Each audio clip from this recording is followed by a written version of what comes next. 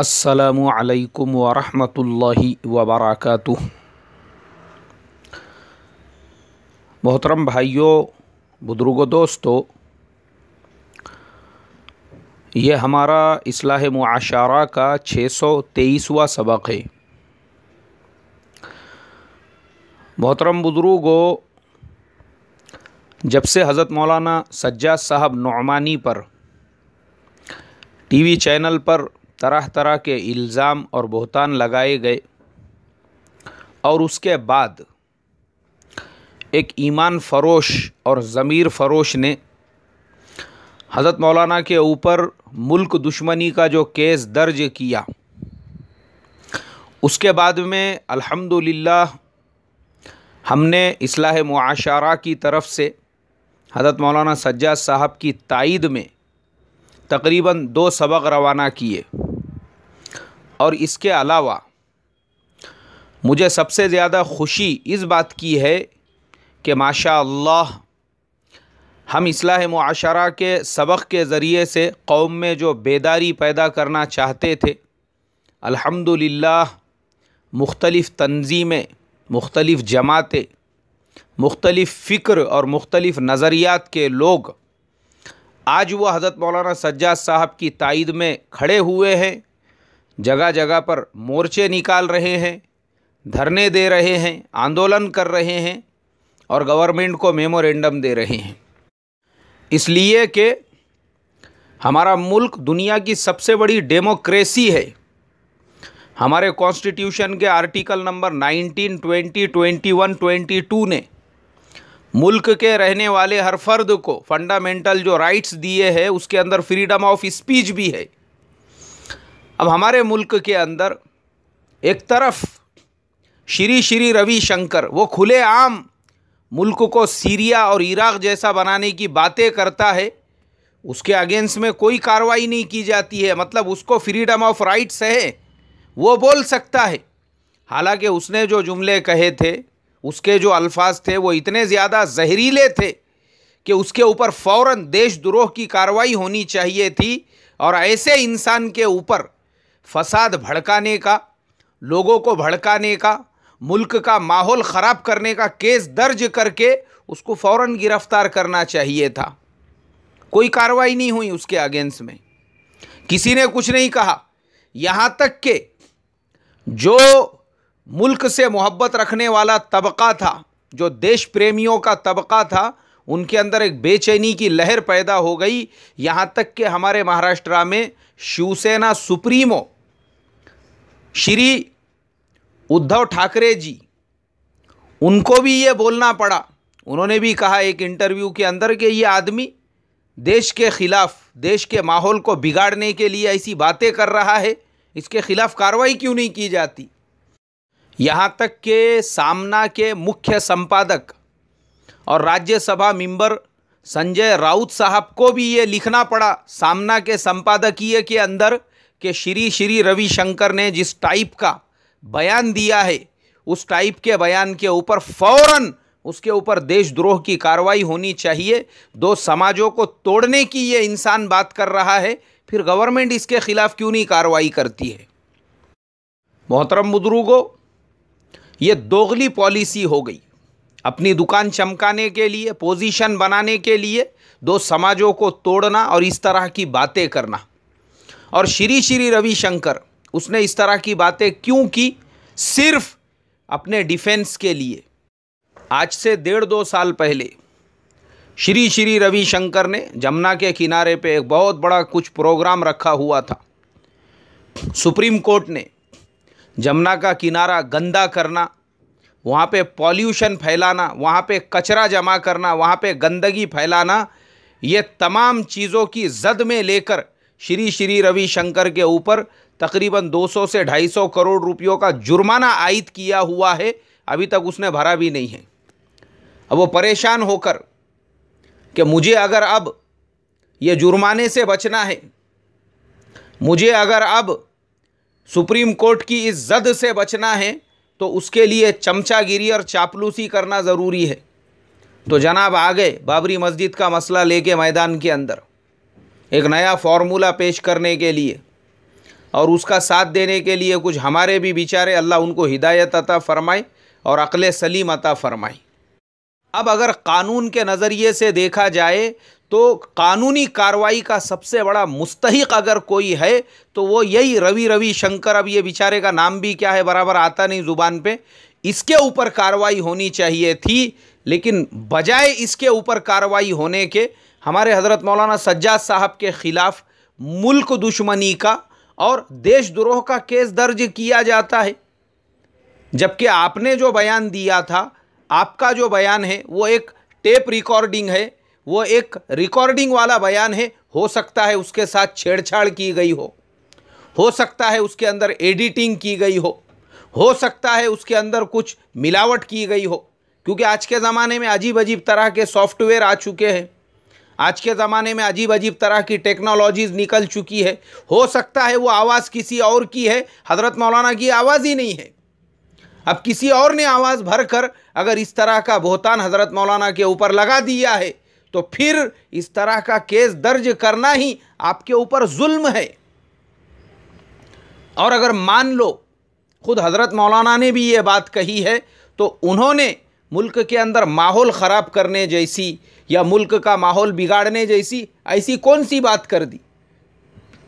जैसे दूसरे समाज, जैसे दूसरी तंजीमें, जैसे दूसरे लोग अपने समाज की सिक्योरिटी के लिए, अपने समाज के अंदर जागरूकता पैदा करने के लिए, अपने समाज को बेदार करने के लिए काम कर रहे हैं, हज़रत मौलाना सज्जाद साहब ने भी अपने समाज को बेदार करने के लिए बताया कि भाई तुम लोग होशियार रहो, तुम लोग चौकन्ने रहो। तो इसमें गलत बात कौन सी हो गई?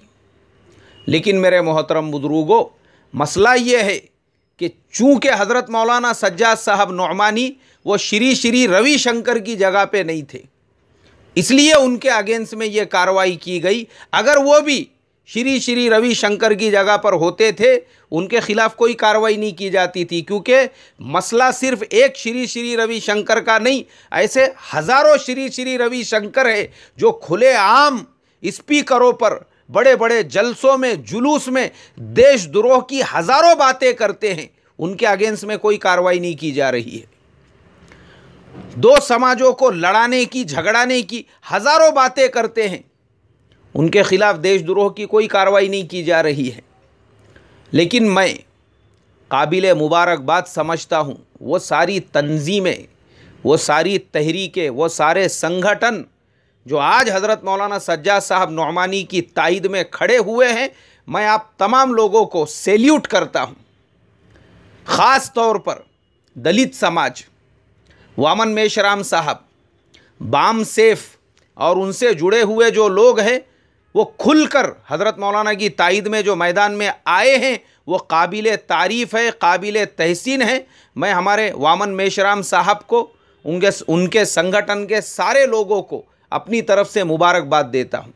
उनके अलावा हमारे शहर के अंदर कल जुमा के बाद में भी बहुत सारे संगठन ने मिलकर अल्हम्दुलिल्लाह इस तरीक़े का धरना दिया, आंदोलन दिया, कलेक्टर ऑफिस में जाकर कलेक्टर साहब को मेमोरेंडम दिया। वो सारे भी जो संगठन हैं, मूल निवासी संगठन है, उसके अलावा बामसेफ है, उसके अलावा और जितनी भी तंजीमें उनके साथ में थी, आप तमाम लोगों को मैं मुबारकबाद देता हूं कि अगर आप जैसे लोग इस तरह के हक़ परस्त लोगों की तायद में खड़े होंगे, उसके बाद में हक़ बोलने वालों को भी ऐसा लगेगा नहीं भाई हमारे पीछे सपोर्ट है, तो वो किसी से डरेंगे नहीं, किसी से घबराएंगे नहीं।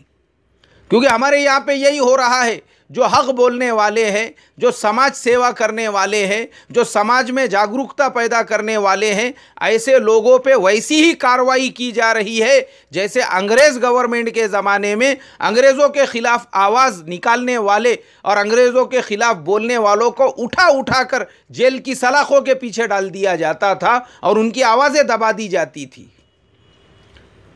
तो भाई हमारे यहाँ पर जब कॉन्स्टिट्यूशन के आर्टिकल नंबर 19, 20, 21, 22 ने हमको जो फंडामेंटल राइट्स दिया हुआ है फ्रीडम ऑफ स्पीच का, आप तो उसको दबाना चाहते हैं।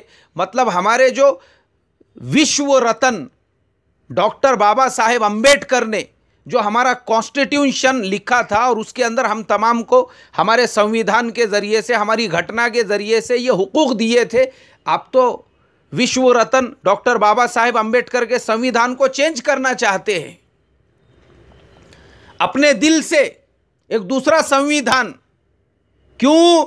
इसलिए कि उन्होंने जो राइट्स दिए हुए हैं फ्रीडम ऑफ स्पीच के, आप उसको दबा रहे हो कि बोलना है तो वो बोलो जो हम चाहते हैं। अगर हम जो चाहते हैं तुम वो बोलोगे, हम तुमको राज्यसभा की मेंबरशिप देंगे, हम तुमको विधान परिषद की मेंबरशिप देंगे, हम तुमको महानगर पालिका के अंदर को मेंबर बोलकर दाखिल करेंगे। और अगर हमारे अगेंस्ट में बोलोगे तो फिर जेल की सलाखें तुम्हारा इंतज़ार कर रही है। यही पॉलिसी अंग्रेज़ों के ज़माने में हुआ करती थी। अंग्रेज़ों के ज़माने में जिन लोगों ने अंग्रेज़ गवर्नमेंटों के लिए काम किया, उनकी चापलूसी की, उनकी चमचागिरी की, अंग्रेज़ लोगों ने वैसे लोगों को सर के खिताब अता किए। सर, बहुत सारे लोग अंग्रेज़ों के ज़माने में उनको ऐसी बड़ी बड़ी पदवियाँ मिली हुई है। काई की वजह से? अंग्रेज़ों की चमचागिरी और चापलूसी की वजह से। और जिनको जेल की सलाखें मिली वो हक परस्त लोग थे और हक बात करने वाले थे। आज यही हो रहा है। लेकिन अगर इस तरह के संगठन, इस तरह की तहरीकें, इस तरह की जमातें वो हक परस्तों की तायद में खड़ी होंगी तो हक परस्तों को भी हौसला आएगा कि भाई ठीक है, हम जो काम कर रहे थे समाज के लिए, आज हमारा समाज हमारे साथ में खड़ा हुआ है। काबिल तारीफ़ है आज जो हज़रत मौलाना सज्जाद साहब की तायद में ये सारे संगठन और सारी तंजीमें, तहरीकें खड़ी हुई है, काबिल तारीफ़ है। इसलिए मोहतरम बुज़ुर्गों, मैं आप तमाम लोगों से यही दरख्वास्तें करूँगा, हमारा जो कॉन्स्टिट्यूशन है, जो संविधान है, उसके दायरे में रहकर हमको हक़ की लड़ाई लड़ने का पूरा पूरा अधिकार, पूरा पूरा हक़ मिला हुआ है और हम उसके लिए लड़ते रहेंगे। अगर हम खामोश बैठ जाएंगे और इस तरह से हमारे हक़ परस्तों को दबाया जाएगा तो हमारे सामने पिछला इतिहास है। बहुत सारे लोग जो हक़ की मेहनत के अंदर लगे हुए थे, ईमान की बादे बाहरी चल रही थी उनके मेहनतों की वजह से, उनके एक एक मजलिस के अंदर अल्लाह तबारक व ताला सैकड़ों और हज़ारों को कलीमा पढ़ने की तौफीक दे देता था। लेकिन आज उनकी आवाज़ हमेशा के लिए खामोश कर दी गई। वो मुल्क में कदम भी नहीं रख सकते। यही बातिल का एजेंडा है और बातिल यही चाहता है कि हज़ारों के पीछे मत पड़ो, सैकड़ों के पीछे मत पड़ो, उस एक के पीछे पड़ो जो 1000 और 1,00,000 के बराबर है। इसलिए मोहतरम बुजुर्गों, फिर यही दरख्वास्त करूँगा, हमारी ज़िम्मेदारी बनती है हम हमारे ऐसे हक़ परस्त उलमा के साथ में खड़े रहे और हमारे ऐसे हक़ परस्त उलमा की हर वक्त, हर ज़माने में हम तायद करें। और अगर वो हालात का शिकार होते हैं तो हम कानून के दायरे में रहकर उनकी लड़ाई लड़ने की पूरी फ़िक्र करें, कोशिश करें। अल्लाह तबारक व तआला पूरी उम्मत मुस्लिमा को इस मेहनत और कोशिश के लिए जज़ाए खैर अता फ़रमाए। और हमारे वो तमाम भाई, चाहे वो बामसेफ से ताल्लुक़ रखते हो, चाहे वो दलित संगठन से ताल्लुक़ रखते हो, चाहे किसी और संगठन और किसी और तंजीम से ताल्लुक़ रखते हो, अल्लाह उन तमाम को दोनों जहान में जज़ाए खैर अता फ़रमाए। अस्सलामु अलैकुम व रहमतुल्लाहि व बरकातुहू।